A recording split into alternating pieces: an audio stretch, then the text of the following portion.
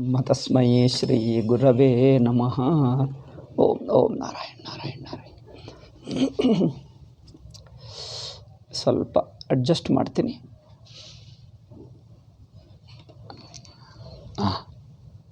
I think as this is right.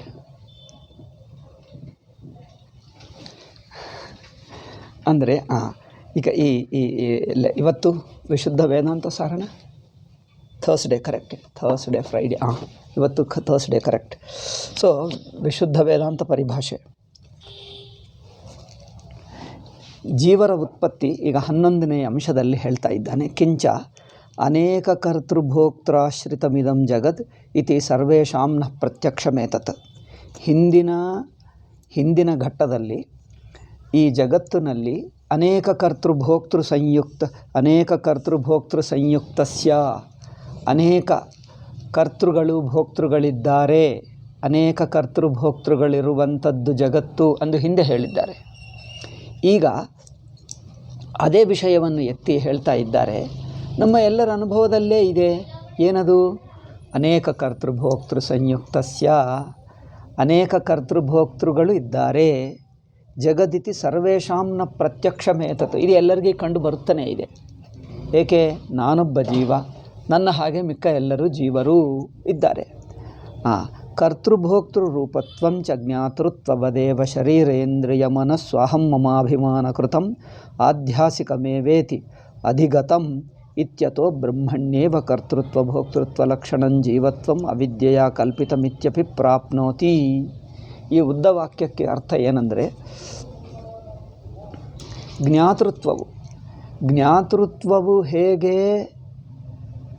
ಬ್ರಹ್ಮ ಎಂದು ಕಲ್ಪಿತವೋ, ಬ್ರಹ್ಮ ಅಂದರೆ ಚೈತನ್ಯಾತ್ಮ, ಚೈತನ್ಯಾತ್ಮದಲ್ಲಿ ಕರ್ತೃತ್ವ ಭೋಕ್ತೃತ್ವವು ಕಲ್ಪಿತ. ಹಾಗೆಯೇ ಜ್ಞಾತೃತ್ವವು ಹೇಗೆ ಕಲ್ಪಿತವೋ ಕರ್ತೃತ್ವ ಭೋಕ್ತೃತ್ವವು ಕಲ್ಪಿತವೇ. ಕಲ್ಪಿತ ಅಂದರೆ ಅದರಲ್ಲಿ ಇಲ್ಲದ್ದನ್ನು ಇನ್ನೊಂದು ದೃಷ್ಟಿಯಿಂದ, ಅಂದರೆ ನಿಜವಾಗಿ ತನ್ನ ದೃಷ್ಟಿಗೆ ಇಲ್ಲದ್ದನ್ನು ಇನ್ನೊಂದು ದೃಷ್ಟಿ ತಗೊಂಡು ನೋಡುವುದು ಯಾವ ದೃಷ್ಟಿಯಿಂದ ಕರ್ತೃ ಇದ್ದಂತೆ ಕಂಡುಬರುತ್ತದ. ಇದು ನೋಡಿ, ಉದಾಹರಣೆಗೆ ನೋಡ್ತೀನಿ. ಕಲ್ಪಿಸುವುದು ಅಂದರೆ ಅರ್ಥವೇನು? ಹಗ್ಗ ಇದೆ, ಹಗ್ಗವನ್ನು ಹೇಗೆ ನೋಡಬೇಕೋ ಹಾಗೆ ನೋಡಿದ್ದರೆ ಅದು ಹಗ್ಗವಾಗೇ ಕಂಡುಬರ್ತದೆ. ಆದರೆ ಹಗ್ಗವನ್ನು ತನ್ನ ದೃಷ್ಟಿಯಿಂದ ನೋಡದೆ ಇನ್ನೊಂದು ದೃಷ್ಟಿ ಅಂದರೆ ಏನು, ಸ್ವಲ್ಪ ಕತ್ತಲೆ ಇಟ್ಕೊಳ್ಳುವುದು, ದೂರವಾಗಿರುವುದು, ಮನಸ್ಸಿನಲ್ಲಿ ಏನೇನೋ ಭಯ ಇಟ್ಕೊಳ್ಳುವುದು, ಮುಂತಾದ ದೃಷ್ಟಿಯಿಂದ ನೋಡಿದ್ದರೆ ಅದೇ ಹಗ್ಗ ಹಾವಂತೆ ಕಂಡುಬರುತ್ತದೆ. ಅಂದರೆ ಹಾವಂತೆ ಕಂಡುಬರುವ ದೃಷ್ಟಿಯಿಂದ ನೋಡುವುದೇ ಕಲ್ಪನಾ. ಕಲ್ಪನಾ ಅಂದ್ರೇನು? ಹಗ್ಗವನ್ನು ಹಗ್ಗಯಾಗಿ ಕಂಡುಬರುವ ದೃಷ್ಟಿ ಅಂದರೆ ಹಗ್ಗದ ದೃಷ್ಟಿ. ಹಗ್ಗದ ದೃಷ್ಟಿಯಿಂದ ನೋಡಿದ್ದರೆ ಹಗ್ಗವಾಗಿ ಕಂಡುಬರ್ತದೆ. మరి ಕಲ್ಪಿಸುವುದಂದ್ರೇನು? ಹಗ್ಗವಾಗಿ ಕಂಡುಬರುವುದು ಹಗ್ಗದ ದೃಷ್ಟಿ. ಹಗ್ಗದ ದೃಷ್ಟಿ ಬಿಟ್ಟು ಇನ್ನೊಂದಿನ ದೃಷ್ಟಿ, ಹಗ್ಗಕ್ಕಿಂತ ಭಿನ್ನವಾದ ದೃಷ್ಟಿ ಇಟ್ಕೊಂಡರೆ ಆ ಭಿನ್ನ ದೃಷ್ಟಿಗೆ ಅದು ಇನ್ನೊಂದಂದೇ ಕಂಡುಬರುತ್ತದೆ. ಇನ್ನೇನೋ ಅಂದಂತೆ ಕಂಡುಬರುತ್ತದೆ ಹೊರತು ಹಗ್ಗವಾಗಿ ಕಂಡುಬರಲ್ಲ. ಇದನ್ನು ಕಲ್ಪನಾ ಹೇಳಿದ್ದೀವಿ. ಕಲ್ಪನಾ ಅಂದ್ರೇನು? ತಪ್ಪು ದೃಷ್ಟಿ ಕಲ್ಪನಾ.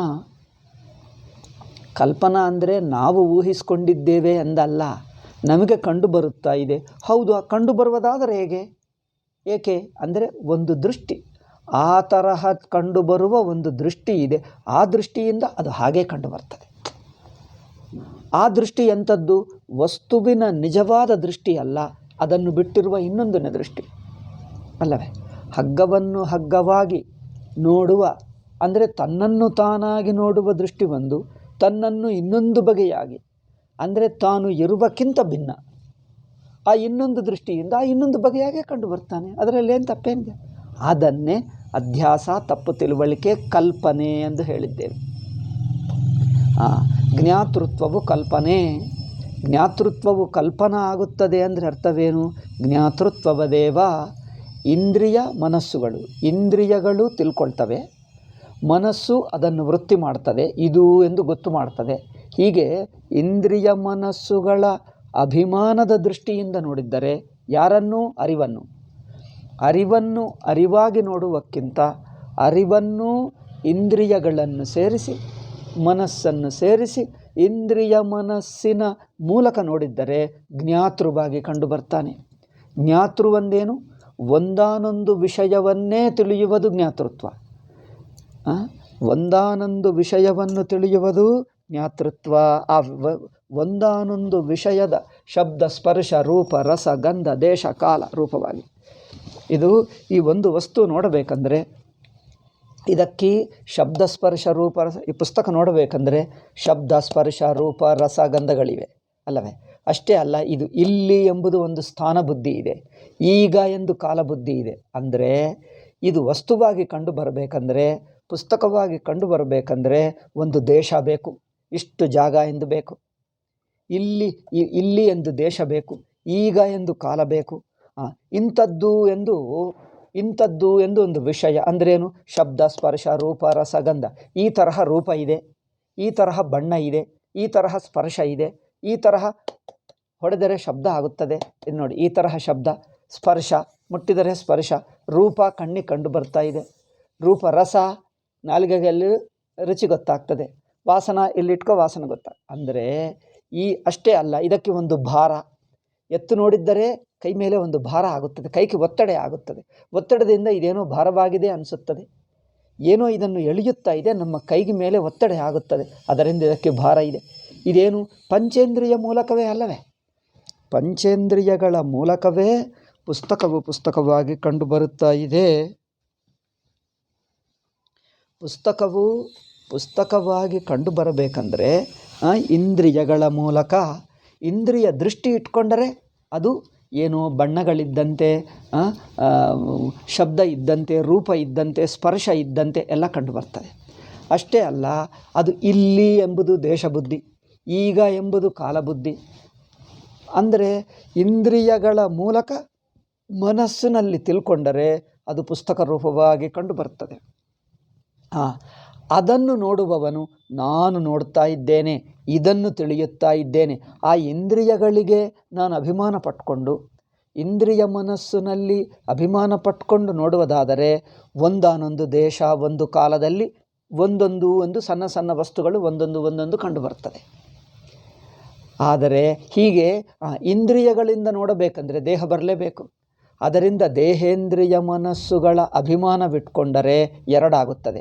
ನೋಡಲಕ್ಕೆ ಒಂದು ಪರಿಮಿತ ಪದಾರ್ಥಗಳು ಕಂಡುಬರ್ತವೆ, ನೋಡಲಕ್ಕೆ ಪರಿಮಿತ ಪದಾರ್ಥ ಕಂಡುಬರುತ್ತದೆ. ನೋಡುವವನು ನಾನು ಜ್ಞಾತೃವಾಗಿ ಬಿಡ್ತೀನಿ.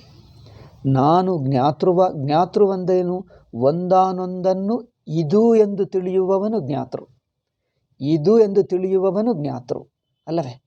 ಇದು ಎಂದು ಹೀಗೆ ಇದೆ ಎಂದು, ಇದು ಎಂದು ಹೀಗೆ ಇದೆ ಎಂದು ನೋಡುವ ಜ್ಞಾತೃ. ಹೀಗೆ ದೇಹೇಂದ್ರಿಯ ಮನಸ್ಸುಗಳ ಅಭಿಮಾನ ದೃಷ್ಟಿಯಲ್ಲಿದ್ದರೆ ನಾನು ಜ್ಞಾತೃವಾಗುವುದು, ನೋಡಲಕ್ಕೆ ಇದು ಎಂಬುದು ಒಂದು ಪದಾರ್ಥ ಕಂಡುಬರುವುದು. ಹೀಗೆ ಜ್ಞಾತೃಜ್ಞೇಯ ಸಂಬಂಧದಲ್ಲಿ ಇದ್ದುಕೊಂಡು ನೋಡ್ತೀನಿ, ಜ್ಞಾತೃಜ್ಞೇಯ ರೂಪದಲ್ಲಿ ಇರುವವನಾಗಿ ಬಿಡ್ತೀನಿ. ಇದನ್ನು ಜ್ಞಾತೃತ್ವ ಎಂದು ಹೇಳಿದ್ದಾರೆ. ಈ ಜ್ಞಾತೃತ್ವಕ್ಕೆ ದೇಹ ಇಂದ್ರಿಯ ಮನಸ್ಸುಗಳ ನಾನು ಎಂಬುವ ದೃಷ್ಟಿ, ಅಧ್ಯಾರೋಪ ದೃಷ್ಟಿ, ಅಭಿಮಾನದ ದೃಷ್ಟಿ, ಇಂದ್ರಿಯ ಮನಸ್ಸುಗಳು ನಾನೆಂಬ ಅಭಿಮಾನದ ದೃಷ್ಟಿ ಬೇಕು. ಈ ದೃಷ್ಟಿ ಇದ್ದರೆ ತಾನು ಜ್ಞಾತೃವಾಗ್ತಾನೆ. ಈಗ ಹೇಳ್ತಾ ಇದ್ದಾನೆ, ಜ್ಞಾತೃವಾಗಿ ತೋರುವುದಕ್ಕೆ ಹೇಗೆ ದೇಹೇಂದ್ರಿಯ ಮನಸ್ಸುಗಳು ನಾನೆಂಬ ಒಂದು ಅಭಿಮಾನ ರೂಪ ದೃಷ್ಟಿ ಬೇಕೋ, ಅಭಿಮಾನವೇ ದೃಷ್ಟಿ. ದೇಹೇಂದ್ರಿಯ ಮನಸ್ಸುಗಳು ನಾನೆಂಬುವ ಅಭಿಮಾನವೇ ದೃಷ್ಟಿ. ಈ ಅಭಿಮಾನದ ದೃಷ್ಟಿಯಿಂದ ಜ್ಞಾತೃತ್ವವಾಯಿತು. ಹೀಗೆ ತಾನು ಜ್ಞಾತೃವಾಗಿ ತೋರುವುದಕ್ಕೆ ಒಂದು ದೇಹೇಂದ್ರಿಯ ಮನಸ್ಸುಗಳ ಅಭಿಮಾನ ದೃಷ್ಟಿ ಹೇಗೆ ಉಪಯೋಗವಾಯಿತೋ, ಅದೇ ದೇಹೇಂದ್ರಿಯ ಮನಸ್ಸುಗಳ ಅಭಿಮಾನ ದೃಷ್ಟಿಯಿಂದಲೇ ಕರ್ತೃಭೋಕ್ತೃವು ಅನಿಸುತ್ತಾನೆ. ನಾನು ಕರ್ತೃ, ನಾನು ಭೋಕ್ತೃ ಅನಿಸುತ್ತಾನೆ. ಕರ್ತೃಭೋಕ್ತೃ ರೂಪತ್ವಂಚ ಜ್ಞಾತೃತ್ವವದೇವ. ಜ್ಞಾತೃತ್ವವು ಹೇಗೆ ಆಗುತ್ತಾ ಇದೆಯೋ ಕರ್ತೃತ್ವ ಭೋಕ್ತೃತ್ವವು ಹಾಗೆ ಅನಿಸುತ್ತಾ ಇದೆ. ಹೇಗೆ? ಶರೀರೇಂದ್ರಿಯ ಮನಸ್ಸು, ಶರೀರ ಇಂದ್ರಿಯ ಮನಸ್ಸುಗಳಲ್ಲಿ ಅಹಂ ಮಮ ಅಭಿಮಾನಕೃತಂ. ನಾನು ನನ್ನದು ಎಂಬುವ ಅಭಿಮಾನದಿಂದಲೇ ಈ ಕರ್ತೃತ್ವ ಭೋಕ್ತೃತ್ವ ನಮ್ಮಲ್ಲಿ ಅನಿಸುತ್ತದೆ. ತಾನು ಕರ್ತೃವಲ್ಲ, ತಾನು ನಿಜವಾಗಿ ಭೋಕ್ತೃವಲ್ಲ, ನಿಜವಾಗಿ ಜ್ಞಾತೃವೂ ಅಲ್ಲ. ಒಂದಾನೊಂದು ಅಭಿಮಾನದ ದೃಷ್ಟಿಯಲ್ಲಿರುವಾಗ ನಾನು ಕರ್ತೃವಂತೆ ಭೋಕ್ತೃವಂತೆ ಜ್ಞಾತೃವಂತೆ ಅನಿಸುತ್ತದೆ. ಕರ್ತೃಭೋಕ್ತೃ ರೂಪತ್ವಂಚ ಜ್ಞಾತೃತ್ವವದೇವ ಶರೀರೇಂದ್ರಿಯ ಮನಸ್ಸು ಅಹಂ ಮಮಾಭಿಮಾನ ಕೃತಂ ಆಧ್ಯಾಸಿಕಮೇವ ಇತ್ಯಧಿಗತಂ. ಇದು ಈ ಅಭಿಮಾನವು ಹೇಗೆ ಬಂತು? ಇಲ್ಲೊಂದು ವಿಷಯ. ದೇಹೇಂದ್ರಿಯ ಮನಸ್ಸುಗಳು ನಾನೆಂಬ ಅಭಿಮಾನ ಎಲ್ಲರೂ ಒಪ್ಕೊಳ್ತಾರೆ. ದೇಹವು ನಾನೆಂದು ಅಭಿಮಾನ ಯಾರಿಗಿಲ್ಲ? ಎಲ್ಲರಿಗೂ ಇದೆ. ಯಾರೊಪ್ಪಲ್ಲ? ಎಲ್ಲರೂ ಒಪ್ತಾರೆ. ದ್ವೈತಿಗಳು, ವಿಶಿಷ್ಟಾದ್ವೈತಿಗಳು, ನಿಂಬಾರ್ಕವಲ್ಲವ, ಮಿಕ್ಕ ಎಲ್ಲರೂ ಒಪ್ತಾರೆ. ದೇಹೇಂದ್ರಿಯ ಮನಸ್ಸುಗಳು ನಾನು ಎಂಬುವ ಅಭಿಮಾನ ಎಲ್ಲರಿಗೂ ಇದೆ. ಆದರೆ ವೇದಾಂತಿಗಳು ಹೇಳುವುದೇನೆಂದರೆ ವ್ಯತ್ಯಾಸ, ಈ ಅಭಿಮಾನವು ಕೇವಲ ಕಲ್ಪಿತ, ಇದು ನಿಜವಲ್ಲ. ನಿಜ ಅಂದರೆ ನಿಜವಾಗಿ ನಾನು ದೇಹ, ನಿಜವಾಗಿ ನಾನು ಇಂದ್ರಿಯ ಮನಸ್ಸುಗಳೆಂಬುದು ಅನಿಸುತ್ತಾ ಇದೆಲ್ಲ, ಇದು ನಿಜವಲ್ಲ. ಇದು ನಿಮ್ಮಲ್ಲಿ ಒಂದು ಕಲ್ಪಿತ ಅನಿಸಿಕೆ, ಇದೊಂದು ಆಧ್ಯಾಸಿಕ. ಆಧ್ಯಾಸಿಕ ಅಂದರೆ ಏನು? ನೀವು ತಪ್ಪಾಗಿ ನೋಡುವುದರಿಂದ ನಿಮಗೆ ಅನಿಸುತ್ತಾ ಇದೆ. ನಿಮ್ಮ ನಿಜವಾದ ಅನುಭವದಲ್ಲಿ ಇದಿಲ್ಲ. ನೀನು ನೀನಾಗಿರುವ ಸ್ವರೂಪದಲ್ಲಿ ಇದಿಲ್ಲ. ಅದಕ್ಕೋಸ್ಕರ ಇದನ್ನು ಒಂದು ತಪ್ಪು ತಿಳುವಳಿಕೆ, ಒಂದು ತಪ್ಪು ದೃಷ್ಟಿ, ಒಂದು ಅಧ್ಯಾಸ ಎಂದು ವೇದಾಂತಿಗಳು ಹೇಳಿದ್ದಾರೆ. ಆಧ್ಯಾಸಿಕಮೇವ ಇತಿ, ಇದು ಆಧ್ಯಾಸಿಕವೇ ಎಂದು, ಇತಿ ಅಧಿಗತಂ, ಇದು ಆಧ್ಯಾಸಿಕವೇ ಎಂದು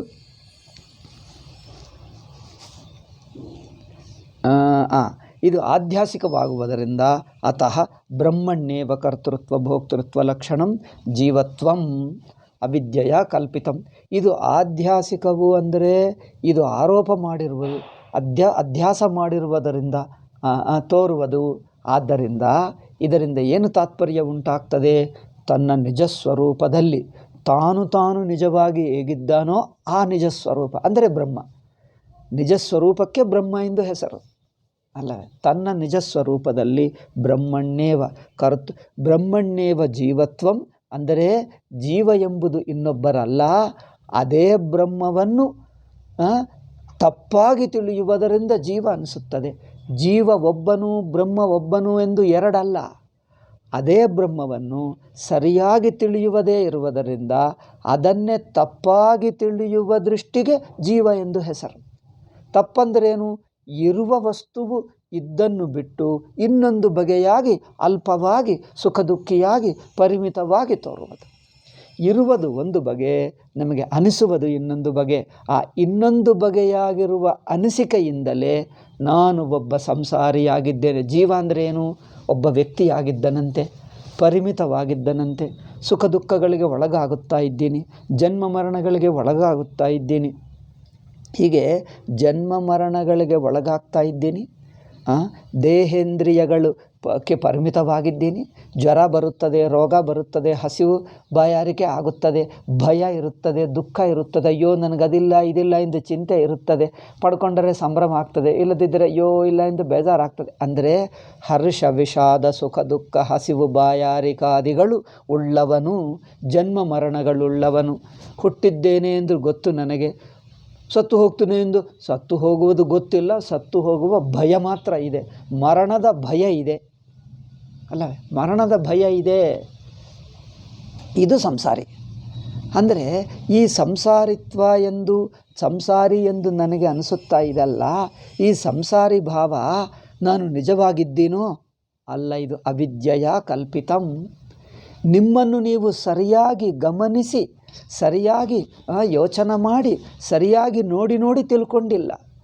ನಿನ್ನನ್ನು ಸರಿಯಾಗಿ ಒಳಹೊಕ್ಕು ನೋಡಿ ಗಮನಿಸಿ ನೋಡಿದ್ದರೆ ನಿಮಗೆ ಈ ಅನಿಸುವ ಸಂಸಾರಿತ್ವ ನೀನಲ್ಲ, ನಿನಗಿರುತ್ತಿರಲಿಲ್ಲ. ಆದರೆ ಸರಿಯಾಗಿ ನೋಡಿ ಗಮನಿಸದೇ ಇರುವುದರಿಂದ ತನ್ನನ್ನು ಏನೋ ಎಂದು ತಿಳ್ಕೊಂಡು ಬಿಟ್ಟ. ಆ ತಿಳ್ಕೊಂಡುವುದರಲ್ಲೇ ಮುಳುಗಿರುತ್ತಾನೆ, ಅಲ್ಲೇ ಇದ್ದು ಬಿಡ್ತಾನೆ. ಏನೋ ತಿಳ್ಕೊಂಡಿದ, ನಾನು ಸಂಸಾರಿ, ಅದರಲ್ಲೇ ಇದ್ದು ಬಿಟ್ಟಿದೆ. ಹೀಗೆ ಇದು ಅವಿದ್ಯಾ ಕಲ್ಪಿತಂ ಇತಿ. ಯಾವುದು? ಜೀವತ್ವ ಅವಿದ್ಯಾ ಕಲ್ಪಿತ. ಜೀವತ್ವ ಅಂದರೆ ಯಾರು? ಸಂಸಾರಿಯಾಗಿರುವುದೇ ಜೀವ. ಜೀವ ಅಂದರೆ ಯಾರೋ ಅಲ್ಲ. ಸಂಸಾರಿ ಅಂದರೆ ಯಾರು? ಕರ್ತೃತ್ವ ಭೋಕ್ತೃತ್ವ ಜ್ಞಾತೃತ್ವ. ಜ್ಞಾತೃತ್ವ ಅಂದರೆ ಏನು? ಇನ್ನೊಂದನ್ನು ತಿಳಿಯುತ್ತಾ ಒಂದೊಂದನ್ನು ತಿಳಿಯುವ ಪರಿಮಿತ ಜ್ಞಾನಿ ಇಸ್ ಜ್ಞಾತೃತ್ವ. ಇಂದ್ರಿಯಗಳ ಮೂಲಕ, ಮನಸ್ಸಿನ ಮೂಲಕ ಒಂದೊಂದು ಸಣ್ಣದು ತಿಳಿಯುತ್ತಾ ಇರುತ್ತಾನೆ. ಇದರಿಂದ ಏನಾಗ್ತದೆ? ಜ್ಞಾತೃವಂದರೆ ಒಂದೊಂದು ಸಣ್ಣ ವಸ್ತುವೇ ತಿಳ್ಕೊಳ್ತಾನೆ. ಅಂದರೆ ಅಲ್ಪಜ್ಞಾನಿ ಈಸ್ ಪ್ರಮಾತೃತ್ವ. ಜ್ಞಾತೃತ್ವ ಅಂದರೇನು? ಅಲ್ಪಜ್ಞಾನಿ. ಅಲ್ಪಜ್ಞಾನಿ ಅಂದರೇನು? ಇಷ್ಟು ಗೊತ್ತು, ಇನ್ನೊಂದು ಗೊತ್ತಿಲ್ಲ. ನೀವು ಎಂದಿಗೂ ಇಂದ್ರಿಯ ಮನಸ್ಸುಗಳಿಂದ ತಿಳಿಯುವುದಾದರೆ ನಿಮಗೆ ಸ್ವಲ್ಪನೇ ಗೊತ್ತಿರುತ್ತದ, ಎಲ್ಲ ಗೊತ್ತಾಯಿತು ಅನಿಸುತ್ತದ? ಎಲ್ಲ ಗೊತ್ತಾಯಿತು ಎಂದು ಎಂದಿಗೂ ಅನಿಸಲ್ಲ. ಏಕೆ? ಇಂದ್ರಿಯ ಮನಸ್ಸುಗಳಿಂದ ತಿಳಿಯುವುದಾದರೆ ಸ್ವಲ್ಪನೇ ಗೊತ್ತು. ಸ್ವಲ್ಪ ಗೊತ್ತು ಅಂದರೆ ಮಿಕ್ಕದು ಗೊತ್ತಿಲ್ಲ. ಅಂದರೆ ನಮಗೆ ಸ್ವಲ್ಪ ಗೊತ್ತು, ಮಿಕ್ಕದು ಗೊತ್ತಿಲ್ಲ. ಅಂದರೆ ಅಲ್ಪಜ್ಞಾನ, ಮಿಕ್ಕದ ಅಜ್ಞಾನ. ಅಲ್ಪಜ್ಞಾನ ಅಜ್ಞಾನ ಈ ಜೊತೆಗೆ ಇರುತ್ತವೆ. ಅಲ್ಪಜ್ಞಾನ ಎಲ್ಲಿರುತ್ತದೋ ಅಲ್ಲೇ ಅಜ್ಞಾನ ಇರುತ್ತದೆ. ಇನ್ನೇನು? ಸ್ವಲ್ಪನೇ ಗೊತ್ತು, ಮಿಕ್ಕದು ಗೊತ್ತಿಲ್ಲ. ಸ್ವಲ್ಪ ಗೊತ್ತು, ಮಿಕ್ಕದು ಗೊತ್ತಿಲ್ಲ. ಈ ಅಲ್ಪಜ್ಞಾನ, ಮಿಕ್ಕದು ಗೊತ್ತಿಲ್ಲ, ಈ ಬುದ್ಧಿ ಯಾರಿಗೆ? ಪ್ರಮಾತೃ. ಇದನ್ನೇ ಪ್ರಮಾತೃ ಹೇಳಿದ್ದೀವಿ, ಇದನ್ನೇ ಜ್ಞಾತೃ ಎಂದು ಹೇಳಿದ್ದೀವಿ. ಏಕೆ? ಇಂದ್ರಿಯ ಮನಸ್ಸುಗಳ ಮೂಲಕ ತಿಳಿಯುವುದರಿಂದ ಇಂದ್ರಿಯ ಮನಸ್ಸುಗಳು ಒಟ್ಟು ಪ್ರಪಂಚವನ್ನು ತಿಳಿಸಲ್ಲ, ಇಡೀ ಬ್ರಹ್ಮಾಂಡವನ್ನು ತಿಳಿಸಲ್ಲ, ಸ್ವಲ್ಪನೇ ತಿಳಿಸುತ್ತವೆ. ಅದೇಕಪ್ಪ ಅಂದರೆ ಮರಿ ಇಂದ್ರಿಯಗಳು ಕೆಲಸ ಮಾಡುವುದೇ ಅಷ್ಟು. ನೀವು ಸಣ್ಣ ಇಷ್ಟೇ ಸ್ಪೂನ್ ತೊಗೊಂಡರೆ, ನೀವು ಚಮಚ ತೊಗೊಂಡರೆ ಚಮಚ ಇಷ್ಟೇ ಬರುತ್ತಾ ಇದೆ ಅಂದರೆ ನೀವು ಚಮಚದಿಂದ ಮಾಡಿದರೆ ಚಮಚ ಅಷ್ಟೇ ಬರುತ್ತದೆ. ಲೋಟದಿಂದ ತೊಗೊಂಡರೆ ಲೋಟ ಅಷ್ಟೇ ಬರುತ್ತದೆ. ನೀವು ತಗೊಂಡಿರುವ ಸಲಕರಣ ಸಣ್ಣದಾದರೆ ನಿಮ್ಮ ಕೈಗೆ ಬರುವುದು ಸಣ್ಣದೇ ಆಗುತ್ತದೆ. ನೀವು ಸಮುದ್ರಕ್ಕೆ ಹೋಗಿ ಚಮಚದಿಂದ ಹಿಡ್ಕೊಂಡರೆ ನೀರು ಚಮಚ ಅಷ್ಟೇ ನೀರು ಬರುತ್ತದೆ. ಒಂದು ಸಣ್ಣ ಲೋಟ ತಗೊಂಡರೆ ಲೋಟ ಅಷ್ಟೇ ಬರುತ್ತದೆ. ಬೊಗಸೆದಿಂದ ತಗೊಂಡರೆ ಬೊಗಸೆ ಅಷ್ಟೇ ನೀರು ಬರುತ್ತದೆ.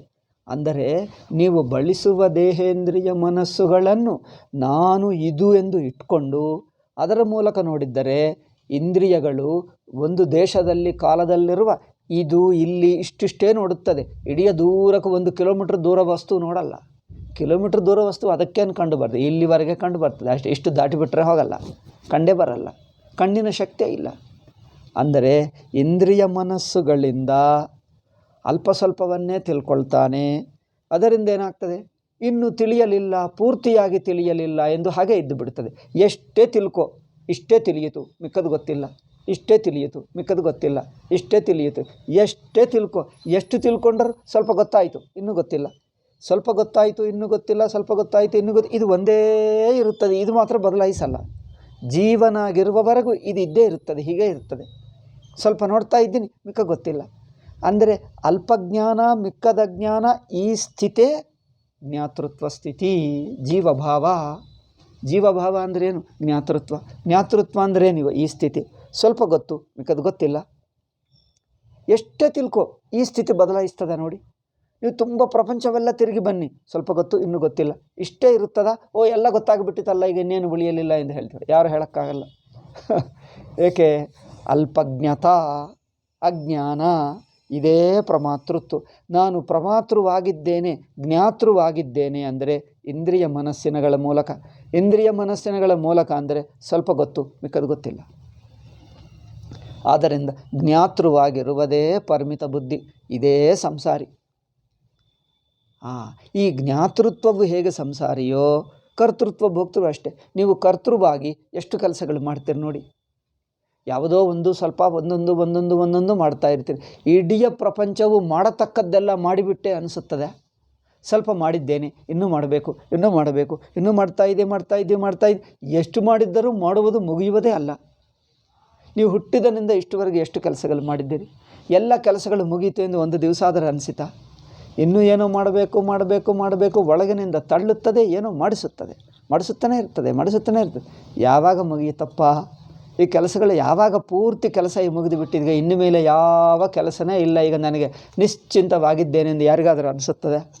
ಜೀವ ಭಾವವೇ ಕರ್ತೃತ್ವ ಅಂದ್ರೇನು? ಮಾಡುವುದೇನೋ ಮಾಡ್ತಾ ಇರ್ತೀನಿ, ಮಾಡಿದ್ದಷ್ಟು ತೃಪ್ತಿ ಮಾತ್ರ ಬರಲ್ಲ. ಮಾಡುವುದು ಮಾಡ್ತಾನೆ ಇರ್ತೀನಿ, ಬಟ್ ಎಲ್ಲ ಮಾಡಿಬಿಟ್ಟೆ, ಕರ್ತವ್ಯಗಳೆಲ್ಲ ಮುಗಿಯಿತು ಎಂದು ಅನಿಸಲ್ಲ. ಮಾಡುವುದೇನೋ ತಪ್ಪಲ್ಲ, ಮಾಡಿದೆ ಎಂದು ತೃಪ್ತಿ ಬರಲ್ಲ. ಇದು ಕರ್ತೃತ್ವ ಅಲ್ಲವೇ? ನಮ್ಮ ಜೀವನ ಹೀಗೆ, ಜೀವ ಭಾವವೇ ಅಂಥದ್ದು. ಮಾಡುವುದು ತಪ್ಪಲ್ಲ, ಪ್ರೆಷರ್ ಮಾಡಿ ಮಾಡಿಸ್ತದೆ. ಅಯ್ಯೋ ಅದಿದೆ, ಇನ್ನೂ ಅದಿದೆ, ಆಗೋ ಅಲ್ಲಿದೆ, ಅದು ಮಾಡಬೇಕು, ಈಗ ಇದು ಮಾಡಬೇಕು, ಇದು ಮಾಡಬೇಕು, ಈಗ ಒಂದು ನಂತರ ಇನ್ನೊಂದು, ಇನ್ನೊಂದು ನಂತರ ಇನ್ನೊಂದು ಮಾಡಬೇಕಾಗಿರುವ ಅವಶ್ಯಕತೆ ಇರುತ್ತದೆ. ಆ ಅವಶ್ಯಕತೆ ನಮ್ಮನ್ನು ಒತ್ತಡ ಮಾಡ್ತದೆ, ಒತ್ತಡ ಮಾಡಿ ಕೆಲಸ ಮಾಡಿಸ್ತದೆ. ಎಷ್ಟು ಮಾಡಿದ್ದರೂ ಮುಗಿಯಿತು ಮಾತ್ರ ಅನಿಸಲ್ಲ. ನೋಡಿ, ಯಾರ್ಯಾರು ಕೆಲಸ ಮಾಡುವವರಿದ್ದಾರೋ, ಮುಗಿಯಿತು ಈಗ ಇನ್ನು ಮೇಲೆ ಕೆಲಸನೇ ಇಲ್ಲ, ನಿಶ್ಚಿಂತವಾಗಿದ್ದೆ ಎಂದು ಎನ್ನುವರು ಯಾರಾದರೂ ಇದ್ದಾರೆ ಹೇಳಿ ಪ್ರಪಂಚದಲ್ಲಿ? ಏಕೆ? ಕರ್ತೃವಿನ ಸ್ವಭಾವವೇ ಅಸಂಪೂರ್ಣ, ಅಸಂತೃಪ್ತಿ.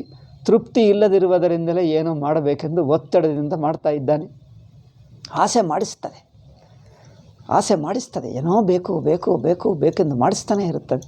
ಆದ್ದರಿಂದ ಕಾಮದಿಂದ ಪ್ರೇರಿತರಾಗಿ, ಕಾಮ ಅಂದರೆ ಆಸೆ, ಆಸೆದಿಂದ ಪ್ರೇರಿತನಾಗಿ ಕರ್ತೃವಾಗ್ತಾನೆ.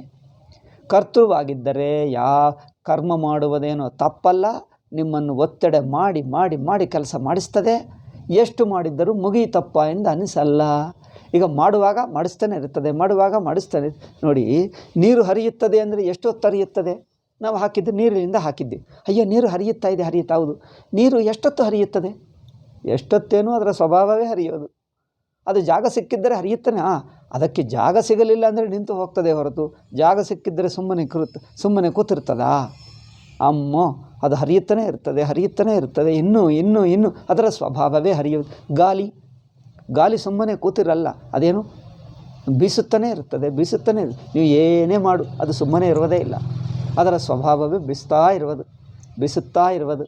ಹಾಗೆಯೇ ಗಾಳಿ ಹೇಗೆ ಬೀಸುತ್ತಾ ಇರುತ್ತದೋ, ಬೆಂಕಿ ಬಿಸಿ ಹಾಗೇ ಇರುತ್ತದೆ. ಎಷ್ಟೊತ್ತು ಬಿಗಿ ಅಂದರೆ ಅದು ಎಷ್ಟೊತ್ತು ಬಿಸಿ ಇರುತ್ತದೆ? ಬೆಂಕಿ ಸ್ವಭಾವವೇ ಇನ್ನೂ ಬಿಸಿ ಹಾಗೇ ಇರುತ್ತದೆ, ಸುಡ್ತಾನೆ ಇರ್ತದೆ. ಅವರು ಅಂದ್ಕೊಂಡ ಬೆಂಕಿಯನ್ನು ಮುಟ್ಟಿದ ಒಂದು ಸಲ, ಅಮ್ಮ ಸುಟ್ಟಿತು, ಒಂದು ಸಲ ಸುಟ್ಟಿತಲ್ಲ, ಇನ್ನೊಂದು ಸಲ ಸುಡಲ್ಲವೇನೋ ಎಂದು ಮತ್ತೊಂದು ಸಲ ಅಯ್ಯೋ ಮತ್ತೆ ಸುಟ್ಟು, ಓಕೆ 2 ಸಲ ಆಯ್ತಲ್ಲ, 3ನೇ ಸಲ ಸುಡಲ್ಲ ಎಂದು ಮತ್ತೊಂದು ಸಲ ಮತ್ತೆ ಸುಟ್ಟಿದ, 3 ಸಲ ಆಯ್ತಲ್ಲ.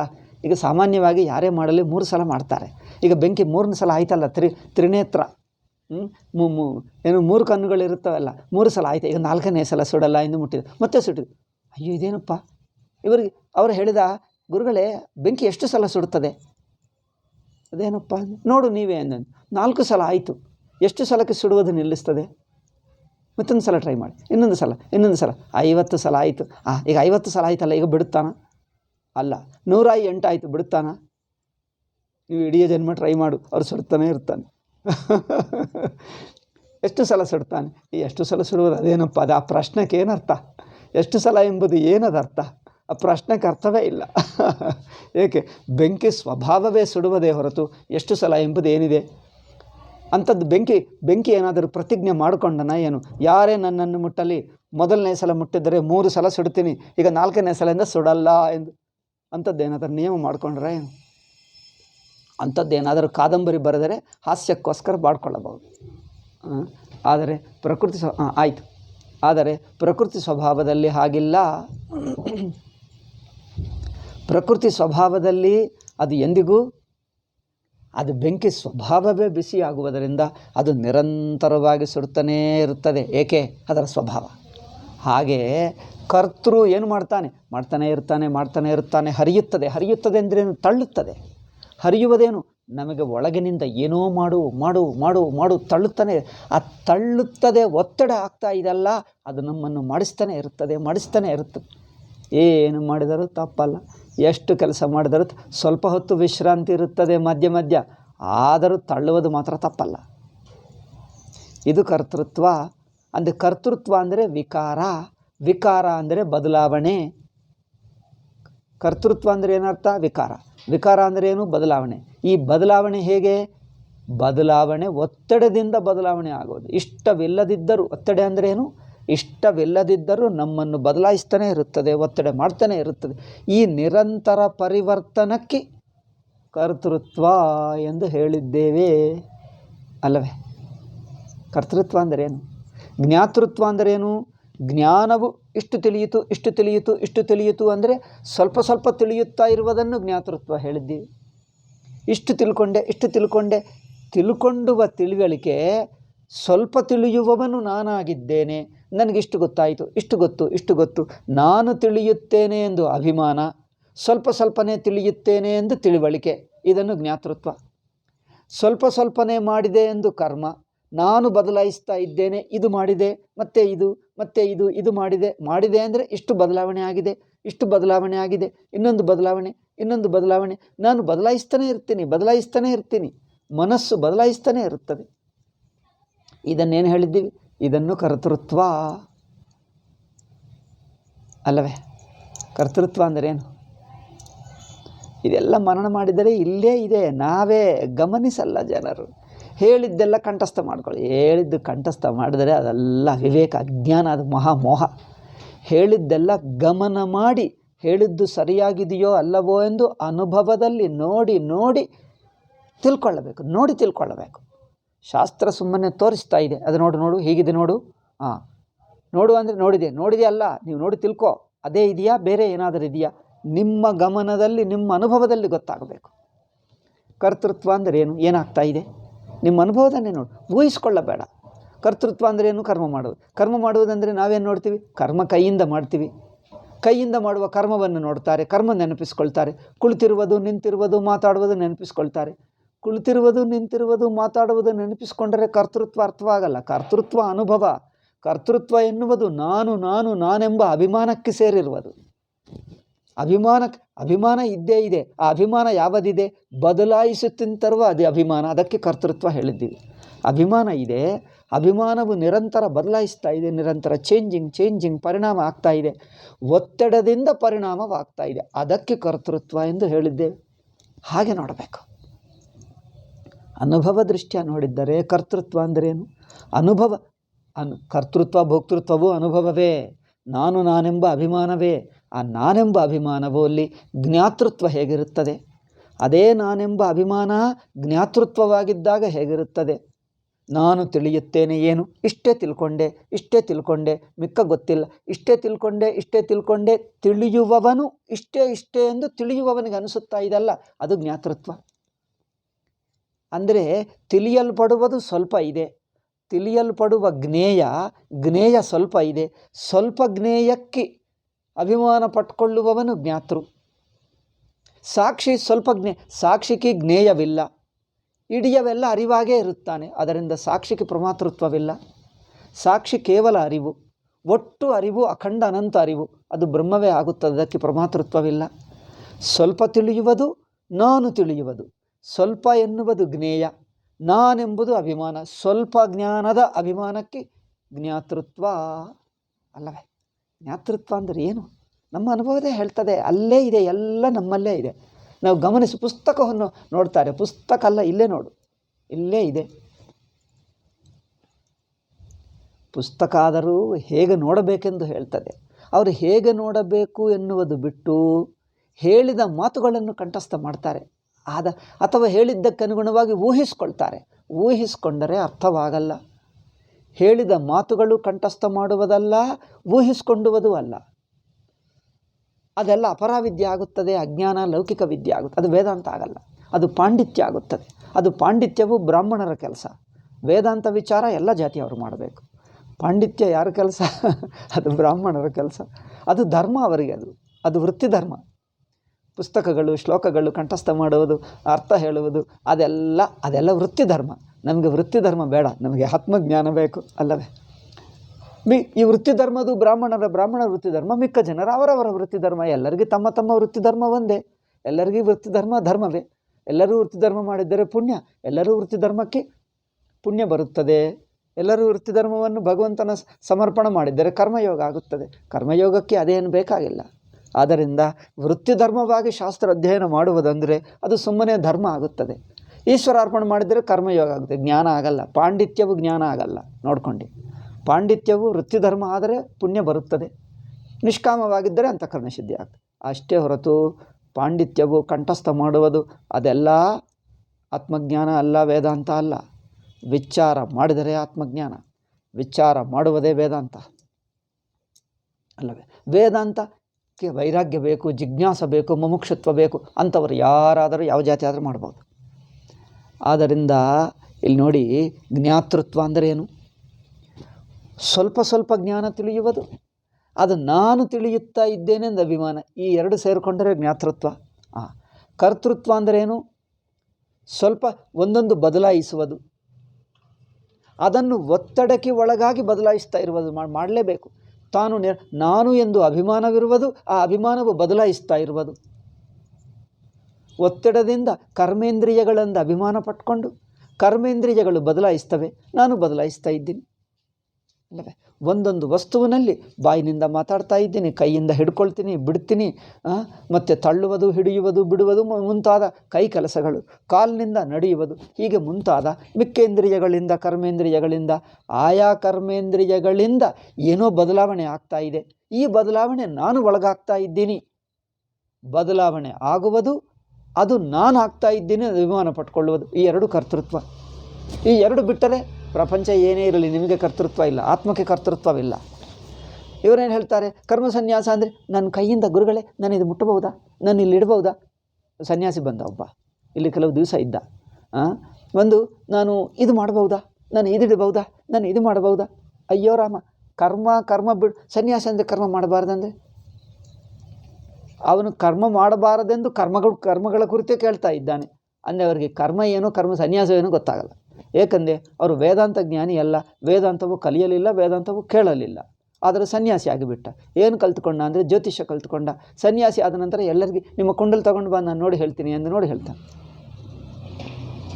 ಏನಾಗಲಿ ಅವರು ವೇದಾಂತ ವಿಚಾರಕ ಅಲ್ಲ. ಸನ್ಯಾಸಿ ಆದ ನಂತರ ಮೊಟ್ಟ ಮೊದಲನೆಯ ಕೆಲಸ ಮಾಡತಕ್ಕದ್ದು ಅರ್ಜೆಂಟ್ಲಿ ಒಂದು ಒಳ್ಳೆಯ ವೇದಾಂತಿ ಗುರು ಹಿಡ್ಕೊ. ಆ ಗುರು ಹತ್ತಿರ ಹೋಗು, ಅಲ್ಲೇ ಕುಳಿತುಕೋ, ಅವರಿಗೆ ಸೇವೆ ಮಾಡೋ, ಅವ್ರು ಹೇಳಿದ ವೇದಾಂತ ಕೇಳ್ತಾ ಇರು, ಮನನ ಮಾಡ್ತಾ ಇರು, ಮನನ ಚಿಂತನ. ಇಂದ್ರಿಯ ನಿಗ್ರಹ ಮನೋನಿಗ್ರಹ ವೈರಾಗ್ಯ ಮೊದಲಿಟ್ಕೋ. ವೈರಾಗ್ಯ ಇಟ್ಕೋ, ಇಂದ್ರಿಯ ನಿಗ್ರಹ ಮನೋನಿಗ್ರಹ ಇಟ್ಕೊಂಡೀಗ ವೇದಾಂತ ಶ್ರವಣ ಮನನ ನಿಧಿಧ್ಯಾಸನಿಗೆ ಇದು ಮಾಡ್ತಾನೆ ಇರೋದೇ. ಸ್ವರೂಪ ತಾನು ಬ್ರಹ್ಮ ಎಂದು ತಿಳಿಯುವವರೆಗೂ ಅವರಿಗೆ ವೈರಾಗ್ಯ ಇಲ್ಲ, ಇಂದ್ರಿಯ ಮನೋನಿಗ್ರಹ ಅದಕ್ಕಿಂತ ಹೆಚ್ಚು ಇಲ್ಲ. ಈಗ ವಿಚಾರವೆಂದರೆ ಏನೂ ಗೊತ್ತಿಲ್ಲ. ಜ್ಯೋತಿಷವನ್ನೇ ತಿರುಗಿ ಎಸಿದರೆ ಅಲ್ಲಿಂದ ಇಲ್ಲಿಂದಲ್ಲಿಗೆ ಅದೇ ಸನ್ಯಾಸಿ ಅಂತ ಅಂದ್ಕೊಂಡು ಬಿಟ್ಟರು. ಅಥವಾ ಇನ್ನೂ ಟೈಮ್ ಇದ್ದರೆ ಏನು ಮಾಡೋದಂದ್ರೆ ನ್ಯೂಸ್ ಪೇಪರ್ ನೋಡ್ತಾನೆ, ಇನ್ನೂ ಏನಂದರೆ ಸೆಲ್ಫೋನ್ ನೋಡ್ತಾನೆ. ಸೆಲ್ಫೋನ್ ನೋಡಿದರೆ ಆಯ್ತಲ್ಲ ಸನ್ಯಾಸ ಆಗಿಬಿಟ್ಟಿದೆ. ಅವ್ರು ಸನ್ಯಾಸ ಅಂದರೆ ಕಾಷಾಯ ಹಾಕ್ಕೊಂಡು ಕೂತಿರುವುದು ಅಂದ್ಕೊಂಡರು. ಏಕೆಂದರೆ ಇನ್ನೊಬ್ಬ ಸನ್ಯಾಸಿ ಕಾಷಾಯ ಹಾಕ್ಕೊಂಡಿದ್ದು ಕಂಡು ಬರ್ತದೆ. ಅವರು ಮನಸ್ಸಿನಲ್ಲಿ ಏನು ತಿನ್ಕೊಂಡ್ರೆ ಇವ್ರಿಗೇನು ಗೊತ್ತು, ಮನಸ್ಸು ನಿಮಗೆ ಕಂಡು ಬರ್ತದೇನು. ಅವರು ಕಾಷಾಯ ಕಂಡು ನಾನು ಕಾಷಾಯ ಹಾಕ್ಕೊಳ್ತೀನಿ. ಅವರೇನು ಮನೆ ಮೇಲೆ ಕೂತಿರ್ತಾರೆ, ನಾನು ಮನೆಯಲ್ಲಿ ಕೂತಿರ್ತೀನಿ, ಮನೆ ಮೇಲೆ ಕೂತಿರ್ತೀನಿ, ಇನ್ನೇನು ಮಾಡ್ತಾನೆ. ಇದೇ ಅಂದ್ಕೊಂಡು ಇದೇ ಸನ್ಯಾಸ ಅಂದ್ಕೊಂಡು. ಅಯ್ಯೋ ರಾಮ, ಜನರು ಇದೆಲ್ಲ ಮಕ್ಕಳ ಸನ್ಯಾಸ, ಮಕ್ಕಳಿಗೇನು ಗೊತ್ತಾಗಲ್ಲ. ಸನ್ಯಾಸಿ ಅಂದ್ರೇನು, ಹೊರಗಿಂದ ನೋಡ್ತಾನೆ, ಅವರ ಹಾಗೆ ಇವರು ಅನುಕರಿಸ್ತಾನೆ ಅಲ್ಲವೇ. ಅವ್ರು ಕಾಷಾಯ ಹಾಕ್ಕೊಂಡು ಇವರು ಕಾಷಾಯ ಹಾಕ್ಕೊಳ್ತಾನೆ. ಅಂದರೆ ಹೊರಗಿನ ರೂಪವನ್ನು ಅನುಕರಿಸಿದ್ದರೆ ಅದು ಸನ್ಯಾಸ ಅಂದ್ಕೊಂಡ್ರೆ. ಈಗ ಮತ್ತೆ ಕೇಳ್ತಾರೆ, ನಾನು ಇದು ಮಾಡ್ಬೋದಾ, ಇದು ಮಾಡ್ಬೋದಾ, ಅದು ಮಾಡ್ಬೋದಾ, ಇದು ಮಾಡ್ಬೋದಾ. ಧರ್ಮಶಾಸ್ತ್ರ ಅದು ಕರ್ಮಶಾಸ್ತ್ರ. ಆ ಕರ್ಮಶಾಸ್ತ್ರ ಬಂದು ಪ್ರಶ್ನೆ ಮಾಡಿದ್ದನು, ಇದೇನು ಸನ್ಯಾಸ. ಸನ್ಯಾಸ ಕರ್ಮ ಮಾಡುವುದಾ ಬಿಡುವುದಾ ಅಲ್ಲ. ಕರ್ಮ ಮಾಡುವುದು ಬಿಡುವುದು ಧರ್ಮಶಾಸ್ತ್ರ. ಪ್ರವೃತ್ತಿ ನಿವೃತ್ತಿ ವಿಧಿ ನಿಷೇಧ ಅದು ಕರ್ಮಶಾಸ್ತ್ರ, ಧರ್ಮಶಾಸ್ತ್ರ. ಇಲ್ಲಿ ಕರ್ತೃತ್ವವನ್ನೇ ತಿಳ್ಕೊಂಡು ಗಮನಿಸಿ, ಕರ್ತೃತ್ವವು ತನ್ನಲ್ಲಿ ಅಧ್ಯಾರೋಪಿತ, ತಾನು ಕರ್ತೃತ್ವರಹಿತ ಎಂದು ತಿಳ್ಕೊಂಡು, ಇದು ಜ್ಞಾನದಿಂದ ನೀವು ಕೈಯಿಂದ ಬಿಟ್ಟರೆ ಕರ್ತೃತ್ವ ಬಿಡಲ್ಲ. ಕರ್ತೃತ್ವ ಬಿಡಬೇಕು ಎಂದು ಹೇಳಿದ್ದರೆ ಹೊರತು ಕರ್ಮ ಬಿಡಬೇಕು ಎಂದು. ಕರ್ಮ ಬಿಡುವುದು ಹಿಡಿಯುವುದು ಅದು ಕರ್ಮೇಂದ್ರಿಯಗಳಿಂದ. ಕರ್ಮೇಂದ್ರಿಯಗಳಿಂದ ಕರ್ತ ಮಾಡ್ತಾನೆ. ಕರ್ಮ ಮಾಡುವುದು ಕರ್ತ ಮಾಡ್ತಾನೆ, ಕರ್ಮ ಬಿಡುವುದು ಕರ್ತ ಬಿಡ್ತಾನೆ. ನೀವು ಕರ್ಮ ಮಾಡಿದ್ದರೂ ಬಿಟ್ಟರೂ ಕರ್ತೃವಾಗಿದ್ದರೆ ಅದೇನು ಸನ್ಯಾಸ. ಕರ್ತೃತ್ವ ಅಭಿಮಾನವನ್ನು ಕರಗಿಸಿ ನಾನು ಕರ್ತೃತ್ವವೇ ಒಂದು ಅಧ್ಯಾರೋಪ. ನಾನು ಕರ್ತೃವಲ್ಲ, ಚೈತನ್ಯ ರೂಪ ಸಾಕ್ಷಿ ರೂಪ ಆತ್ಮದಲ್ಲಿ ಕರ್ತೃತ್ವವಿಲ್ಲ. ಸುಷುಪ್ತಿ ಸ್ವರೂಪ ತಾನು, ಅದರಲ್ಲಿ ನಾನು ವ್ಯಕ್ತಿ ಅಲ್ಲ. ವ್ಯಕ್ತಿತ್ವವಲ್ಲ ಎಂದು ವ್ಯಕ್ತಿತ್ವವನ್ನು ಬಿಟ್ಟಿರುವ ಯಾವ ಸ್ವರೂಪ ಸಾಕ್ಷಿ ಅಖಂಡ ಅನಂತ ಚೈತನ್ಯವಾಗಿದೆಯೋ, ಸುಷುಪ್ತಿ ಹೇಗಿದೆಯೋ ಅದು ತಾನು ಎಂದು ತಿಳ್ಕೊಂಡುವುದು ಸನ್ಯಾಸ. ಏನು ಕಾಷಾಯ ಹಾಕ್ಕೊಂಡ್ರೆ ಸನ್ಯಾಸ ಅಂದ್ಕೊಳ್ತಾರೆ. ಅದೊಂದು ಮಕ್ಕಳ ಸನ್ಯಾಸ ಆಗಿಬಿಟ್ಟಿದೆ.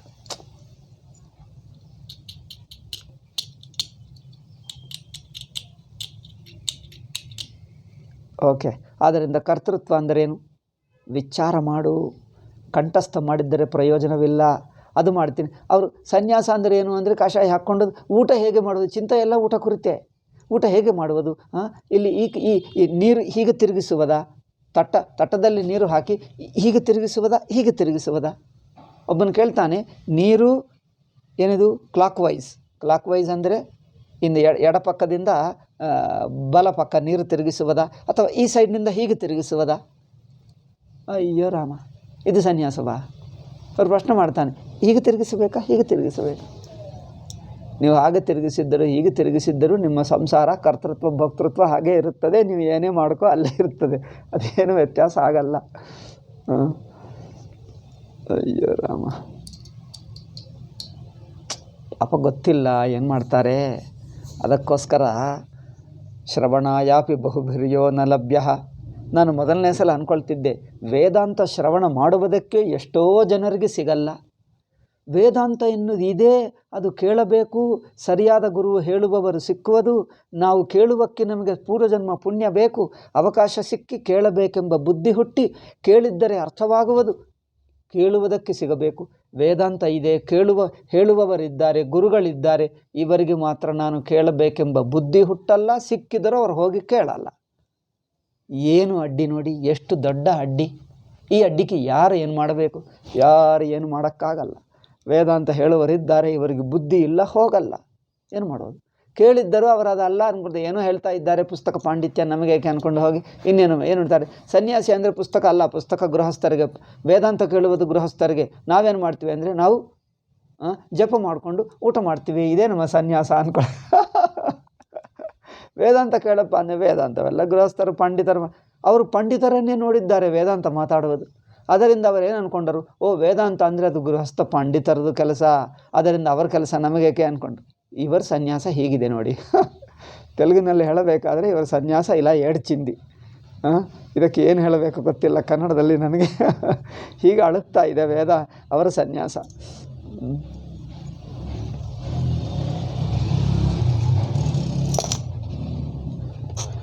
ಕರ್ತೃತ್ವ ಭೋಕ್ತೃತ್ವ ತನ್ನನ್ನು ದೇಹೇಂದ್ರಿಯ ಮನಸ್ಸುಗಳ ಮೂಲಕ ನೋಡಿದಾಗ ಕರ್ತೃ ಭೋಕ್ತೃ ಜ್ಞಾತೃ ಎಂದು ಅನಿಸುತ್ತಾ ಇದೆ. ಈ ದೃಷ್ಟಿ ಬಿಡಿಸಿ ತಾನು ಜ್ಞಾತೃವಲ್ಲ, ಕರ್ತೃವಲ್ಲ, ಭೋಕ್ತೃವಲ್ಲದ ಸಚ್ಚಿದಾನಂದ ಸ್ವರೂಪವೇ ಗೊತ್ತಾಗುವಷ್ಟು ದೃಷ್ಟಿ ಬದಲಾಯಿಸಬೇಕು. ದೃಷ್ಟಿ ಬದಲಾವಣೆಗೆ ಶ್ರವಣ, ಪಾಂಡಿತ್ಯಕ್ಕೆ ಶ್ರವಣ ಅಲ್ಲ, ಪುಸ್ತಕ ಕಂಠಸ್ಥ ಮಾಡುವುದಕ್ಕೆ ಶ್ರವಣ ಅಲ್ಲ. ಅದೆಲ್ಲ ತಿಳ್ಕೊಂಡು ನೀವು ಇನ್ನೊಬ್ಬರಿಗೆ ಪ್ರವಚನ ಮಾಡುವುದಕ್ಕೆ, ಈ ಪ್ರವಚನ ಮಾಡುವುದು ಮೂರ್ಖ ಬುದ್ಧಿ. ಸಾರಿ, ನಾನು ಜನರಿಗೆ ಪ್ರವಚನ ಮಾಡುವುದರಲ್ಲಿ ಎಷ್ಟು ಉತ್ಸಾಹವಿದೆಯೋ ತಾನು ಕಲಿಯುವುದರಲ್ಲಿಲ್ಲ ನೋಡಿ. ತಾನು ಮನನ ಚಿಂತನ ಮಾಡಲ್ಲ, ನಿಧಿಧ್ಯಾಸನ ಮಾಡಲ್ಲ, ಇನ್ನೊಬ್ಬರಿಗೆ ಹೇಳುವಕ್ಕೆ ಹೋಗ್ತಾನೆ. ಪರಮ ಮೂರ್ಖರು. ವೇದಾಂತ ಅಂದರೆ ಪ್ರವಚನ ಮಾಡುವುದು ಅಂದ್ಕೊಳ್ತಾ ಇದ್ದಾರೆ. ಮೂರ್ಖರೇ ಮಾಡ್ತಾರೆ ವೇದಾಂತ ಪ್ರವಚನ, ಬುದ್ಧಿವಂತ ಯಾರು ಮಾಡಲ್ಲ. ಅದು ನೋಡಿ, ಆ ಪುಸ್ತಕದಲ್ಲಿರೋಲ್ಲ ಶ್ಲೋಕಕ್ಕೆ ಅರ್ಥ ಹೇಳಿ ಇದು ವೇದಾಂತವಾ? ಅದೊಂದು ಲೌಕಿಕ ಪಾಂಡಿತ್ಯ, ಅದೊಂದು ಗೃಹಸ್ಥ ಧರ್ಮ. ಅದು ವೇದಾಂತ ಮನನ ಚಿಂತನವೇ ವೇದಾಂತ, ವಿಚಾರವೇ ವೇದಾಂತ. ವಿಚಾರವಿಲ್ಲದಿದ್ದರೆ ವೇದಾಂತ ಅಲ್ಲ. ಆದ್ದರಿಂದ ಜನರಿಗೆ ಪ್ರವಚನ ಕೇಳುವುದು ಏಕೆ ಅಂದರೆ ಕೇಳಿ ಎಲ್ಲ ಕಂಠಸ್ಥ ಮಾಡ್ಕೊಂಡು ಇನ್ನೊಬ್ಬರಿಗೆ ಹೇಳ್ತೀನಿ. ಇನ್ನೊಬ್ಬರಿಗೆ ಏಕಪ್ಪ? ಅದೇ ಪುಸ್ತಕದಲ್ಲೇ ಇದೆ, ಅವರೇ ಓದ್ಕೊಳ್ತಾನೆ. ನೀವು ಹೇಳಿದ್ರಿಂದ ಏನು ಪ್ರಯೋಜನ? ಅವನೇ ಓದ್ಕೊಳ್ತಾನೆ. ಏಕೆ? ಅವ್ರಿಗೆ ಓದೋಕ್ಕೆ ಬರಲ್ಲವಾ? ಅವನೇ ಓದ್ಕೊಳ್ತಾನೆ. ಅವನು ಕಂಠಸ್ಥ ಮಾಡಿ ನಿಮ್ಮ ಹಾಗೆ ನಿನಗೆ ಬಂದು ಹೇಳ್ತಾನೆ. ಅವ್ರು ನಿನಗೆ ಹೇಳ್ತಾನೆ, ನೀವು ಅವನಿಗೆ ಹೇಳು, ಅಷ್ಟೇ, ಮುಗೀತು. ಇಬ್ಬರಲ್ಲೇ ಇರಿ, ಒಬ್ಬರೊಬ್ಬರಿಗೆ ಪಾಂಡಿತ್ಯ ತೋರಿಸ್ಕೊಂಡು ಅಲ್ಲೇ ಇರಿ, ಏನು ಪ್ರಯೋಜನವಿಲ್ಲ. ವೇದಾಂತ ವಿಚಾರವೇ ವೇದಾಂತ. ಆದ್ದರಿಂದ ವಿಚಾರಶೀಲನಾದ ಗುರುವಿದ್ದರೆ ಅವರ ಹತ್ತಿರ ಹೋಗು, ಅವರ ಬಳಿಗೆ ಹೋಗಿ ವಿಚಾರ ಕೇಳ್ತಾ ಇರು. ಅವರು ನಿಮ್ಮಿಂದ ವಿಚಾರ ಮಾಡಿಸ್ತಾನೆ. ಅಂತರ್ಮುಖ ಹೇಗಾಗಬೇಕು, ಅಂತರ ಒಳಹೊಕ್ಕು ತನ್ನ ಅನುಭವವನ್ನೇ ಹೇಗೆ ಗಮನಿಸಬೇಕು, ಅಲ್ಲಿ ಪ್ರಮಾತೃ ದೃಷ್ಟಿ, ಕರ್ತೃ ಭೋಕ್ತೃ ದೃಷ್ಟಿ ಬಿಟ್ಟು ಚೈನ್ಮಾತ್ರವಾಗಿದ್ದೇನೆ ಎಂದು ಹೇಗೆ ತಿಳಿಯಬೇಕು, ಅದು ವೇದಾಂತ. ಅದು ಇಲ್ಲದಿದ್ದರೆ ಏಕಪ್ಪ? ಜನರು ವೇದಾಂತ ಪ್ರವಚನ ಕೇಳ್ತಾರಂತೆ, ಕೇಳಿ ಎಲ್ಲ ನೋಟ್ಸ್ ಬುಕ್ ಬರ್ಕೊಳ್ತಾರೆ, ಕಂಠಸ್ಥ ಮಾಡ್ತಾರೆ, ಮತ್ತು ಇನ್ನೊಬ್ಬರಿಗೆ ಹೇಳ್ತಾರೆ. ಓಕೆ, ಇನ್ನೊಬ್ಬರಿಗೆ ಹೇಳುವುದಾದರೂ ಮನನ ರೂಪವಾಗಿದ್ದರೆ ಒಳ್ಳೆಯದು, ಚಿಂತನ ರೂಪವಾಗಿದ್ದರೆ ಅದು ನಮ್ಮದೇ ಸಾಧನ. ವಿಚಾರ ಮಾಡಿದ್ದರೆ ನಾವೇ ಮಾಡಲಿ, ಇನ್ನೊಬ್ಬರಿಗೆ ಮಾಡಲಿ ಒಳ್ಳೆಯದೇ, ಅದು ವಿಚಾರ. ವಿಚಾರ ಆಗುವವರೆಗೂ ಏನು ಮಾಡಿದ್ದರೂ ಒಳ್ಳೆಯದು. ಬಟ್ ಅದು ವಿಚಾರ ಅಲ್ಲ. ಅವರೆಲ್ಲ ಕೇಳಿ, ಯಾಕಂದರೆ ತುಂಬ ಕೇಳಿ ನಮ್ಗೆ ಗೊತ್ತಾಯ್ತಲ್ಲ, ನಾನು ಮಾಡ್ತೀನಿ ಪ್ರವಚನ. ನಿನಗೆ ಯಾರು ಹೇಳಿದಾರಪ್ಪ ಪ್ರವಚನ ಮಾಡೋದಕ್ಕೆ? ಎಲ್ಲರೂ ಮಾಡ್ತಾ ಇದ್ದಾರೆ, ನಾನು ಮಾಡ್ತೀನಿ. ಅದೊಂದು ಸ್ಟೇಟಸ್ಸಾ ಏನು? ಪ್ರವಚನ ಮಾಡುವುದೊಂದು ಸ್ಟೇಟಸ್ಸಾ ಏನು? ಅದೊಂದು ಪದವಿ ಆಗಿಬಿಟ್ಟಿತು.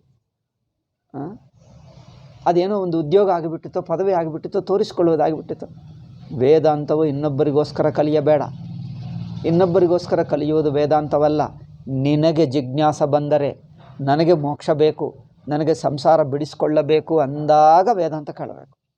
ನನಗೆ ಸಂಸಾರ ಇದೆ, ನಾನು ಇದನ್ನು ಬಿಡಿಸಿಕೊಳ್ಳಬೇಕು, ಸಂಸಾರಿತ್ವ ಬಿಡಿಸಿಕೊಂಡು ನಾನೇ ಬ್ರಹ್ಮ ಎಂದು ತಿಳ್ಕೊಳ್ಳಬೇಕು, ನನಗೆ ದುಃಖ ಸಂಸಾರ ಜೀವಭಾವ ಬಿಡಬೇಕು, ಆ ಭಾವದಿಂದಲೇ ಕೇಳು ವೇದಾಂತ. ಆಯಿತಾ? ತನ್ನ ಜೀವಭಾವ ಬಿಡಿಸಿಕೊಳ್ಳುವುದಕ್ಕೆ ವೇದಾಂತ ಕೇಳು.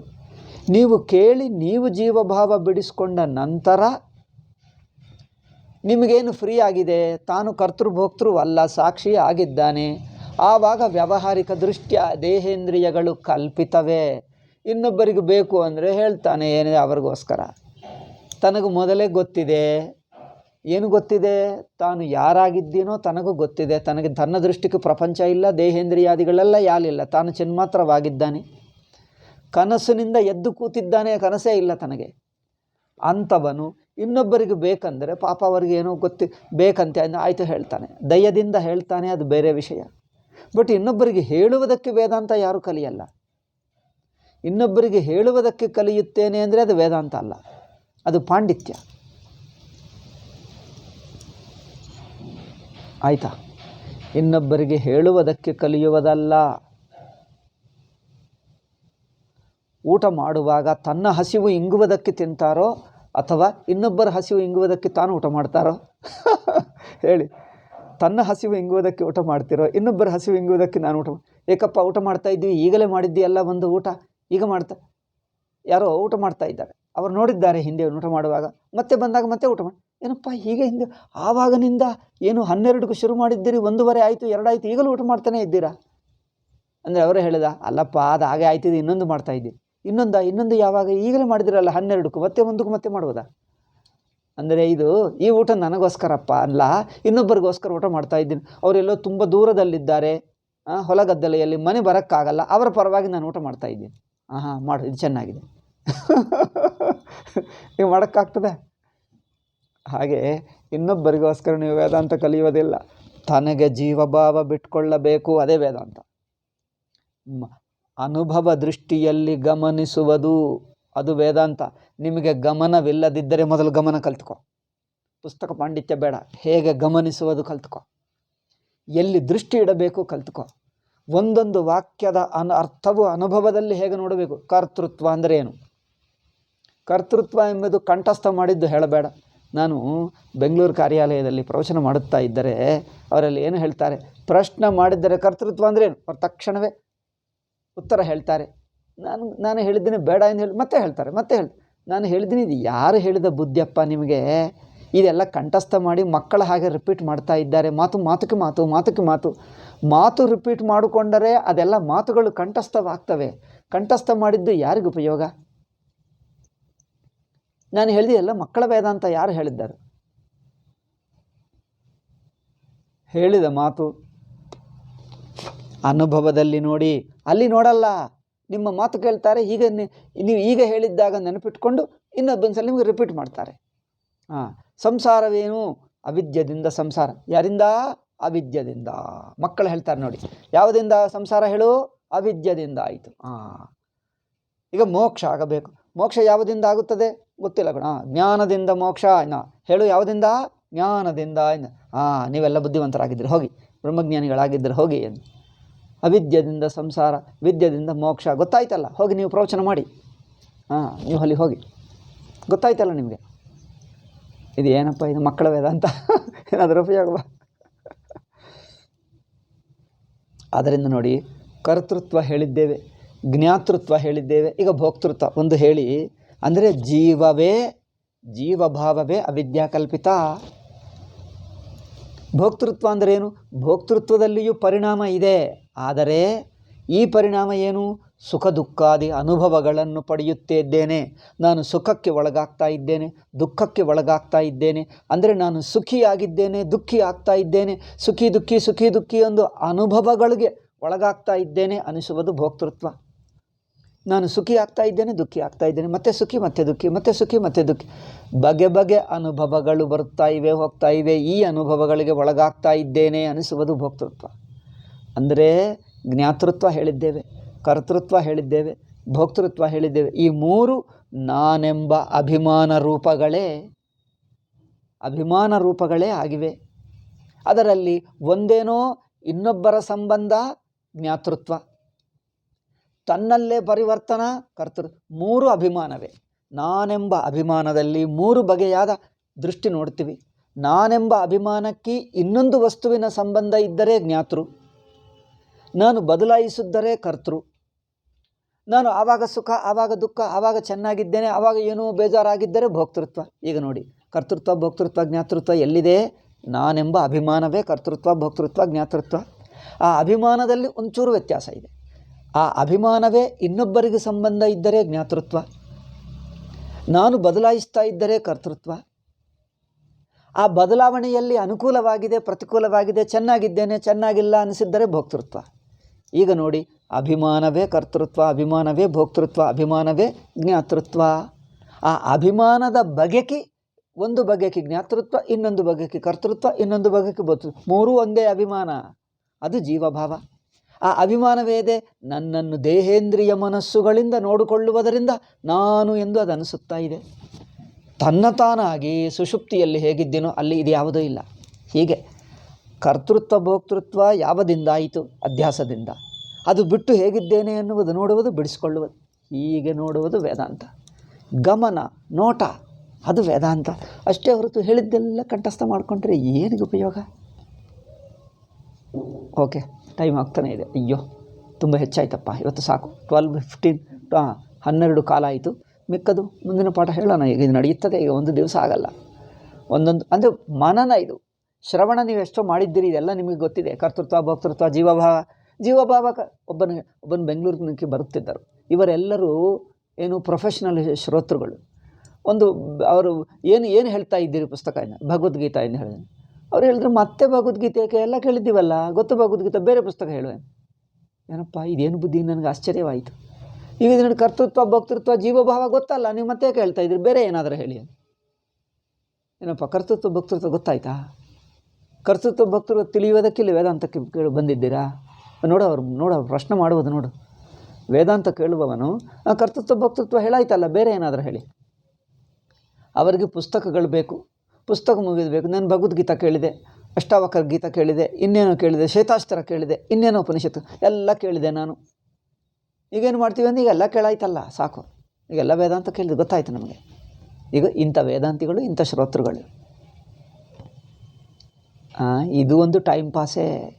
ಈ ವೇದಾಂತ ಅವರಿಗೆ ಟೈಮ್ ಪಾಸ್ ಬುದ್ಧಿ, ವಿಚಾರ ಅಲ್ಲ, ಅನುಭವ ದೃಷ್ಟಿ ಅಲ್ಲ. ಆದ್ದರಿಂದ ವೇದಾಂತವಂದರೆ ಗುರುಗಳು ಹೇಳಿದ್ದು ಪುಸ್ತಕ ನೋಡಿಕೊಂಡು ಆ ಪುಸ್ತಕ ಕೇಳಿದ್ವಿ, ಕರ್ತಭೋಕ್ತ ಕೇಳಿದ್ವಿ, ಜೀವನ ಮುಂದುವರಿಯಿರಿ, ಅದು ಗೊತ್ತಾಯಿತು ನಮಗೆ ಅಂತ ಹೇಳ್ತಾರೆ. ನಾನು ಹೇಳಿದ್ದು ಗೊತ್ತಾಯ್ತು ಅವರಿಗೆ. ಕರ್ತೃತ್ವ ಭೋಕ್ತೃತ್ವ ಎಂಬುದು ಏನು ಎಂದು ಗಮನಿಸಿ ತಿಳ್ಕೊ ಅಪ್ಪ ಅಂದರೆ ಕರ್ತಭೋಕ್ತ ಎಂದು ಗೊತ್ತಾಯಿತು. ಕರ್ತ ಅಂದರೆ ಕೆಲಸ ಮಾಡುವುದು, ಭೋಕ್ತ ಅಂದರೆ ಅನುಭವಿಸುವುದು, ಜ್ಞಾತ ಅಂತ ತಿಳ್ಕೊಳ್ಳೋದು ಗೊತ್ತಾಯ್ತಲ್ಲ. ಈಗ ಮುಂದುವರಿಯಿರಿ, ಇನ್ನೊಂದು ಹೇಳಿ. ಈಗ ಹೀಗೆ ಮಾತಾಡ್ತಾರೆ. ಅವಿವೇಕಿನಃ ಮಕ್ಕಳು ವೇದಾಂತ ಕೇಳುತ್ತಾ ಇದ್ದರು, ಮಕ್ಕಳೇ ಇರ್ತಾರೆ. ಆದ್ದರಿಂದ ಏನು ಹೇಳ್ತಾರೆ ಅದಕ್ಕೆ? ಶ್ರವಣಾಯಾಪಿ ಬಹುಭಿರ್ಯೋ ನ ಲಭ್ಯ. ಶ್ರವಣಕ್ಕೆ ಎಷ್ಟೋ ಜನರಿಗೆ ಸಿಗಲ್ಲ. ಶೃಣ್ವಂತೋಪಿ ಬಹವೋ ಯಮ್ನ ವಿದ್ದು. ಕೇಳುತ್ತಾ ಇದ್ದರೂ ಎಷ್ಟೋ ಜನರಿಗೆ ಅರ್ಥವೇ ಆಗಲ್ಲ. ಇದು ನೋಡಿ, ಸರಿಯಾದ ಗುರುವು ನಮ್ಮ ಮನಸ್ಸು ಶುದ್ಧವಾಗಿರಬೇಕು, ಜಿಜ್ಞಾಸ ಇರಬೇಕು, ವೈರಾಗ್ಯ ಇರಬೇಕು. ಸರಿಯಾದ ಪ್ರಕ್ರಿಯೆಯಿಂದ ಆ ಮನನ ರೂಪ, ಚಿಂತನ ರೂಪ ವೇದಾಂತ ಬೋಧ ಆಗಬೇಕು. ಒಂದೊಂದು ಅಧ್ಯಾರೋಪಿತ ಅಂಶಗಳನ್ನು ಬಿಡಿಸಿ ಸ್ವರೂಪದಲ್ಲಿ ತೋರಿಸಬೇಕು. ಆಯಿತಾ? ಕರ್ತೃಭೋಕ್ತೃ ಜ್ಞಾತೃ ಹೇಳಿದ್ದೇವೆ. ಇದರ ಕುರಿತು ಇನ್ನು ಮುಂದೆ ಹೇಳೋಣ. ಅಂದರೆ ಈ ಜೀವಭಾವ ಹೇಗೆ ಅಧ್ಯಸ್ಥ, ಈ ಪಾಯಿಂಟ್ ತಿಳಿಯಬೇಕಂದರೆ ಅಧ್ಯಾಸ ಬಿಡಿಸಿ ನಾನು ಕರ್ತಭೋಕ್ತನಲ್ಲ ಎಂದು ತೋರಿಸಬೇಕು. ಆವಾಗ ವೇದಾಂತ ಅರ್ಥವಾಯಿತಂತೆ ಆಯಿತು. ಓಕೆ, ಮುಂದಿನ ಪಾಠ ಹೇಳೋಣ. ಓಂ ಶಾಂತಿ ಶಾಂತಿ ಶಾಂತಿ. ಹರಿ ಓಂ ಶ್ರೀ ಗುರುಭ್ಯೋ ನಮಃ. ಹರಿ ಓಂ ತತ್ಸತ್.